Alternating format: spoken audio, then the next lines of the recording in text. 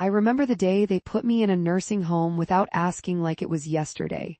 My daughter whispered to her brother, "Just let her sit in the back. She's not part of this anymore." Those words cut deeper than any physical wound could.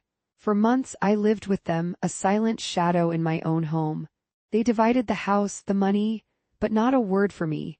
It was as if I'd become invisible, like a ghost lingering in the corners of their lives. I slept alone in the bed I once shared with my husband, listening to their laughter and arguments through thin walls. I didn't fight back, I just waited, watched, remembered, kept moving. Maybe I baked something or tended to my garden, or worked nights at the diner to keep busy. But beneath the surface, a fire burned, fueled by resentment and hurt. It's funny how memories can become bittersweet with time. I recall the day my children were born, the day they took their first steps, the day they graduated from college, all with a sense of nostalgia now. As if I'm looking at old photographs, remembering what once was, but not what is.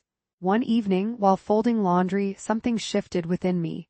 Perhaps it was the realization that my life was no longer mine to live. Or maybe it was the understanding that I had two choices. Let their rejection define me or take control of my own narrative. I chose the latter. I reworked the will, leaving everything to a charity that supports seniors. I sold the house and bought a small apartment overlooking the lake. I wrote letters to each of my children, explaining why I made those decisions and how they affected me. And then, without fanfare or drama, I walked away from the table and never looked back. They haven't called since.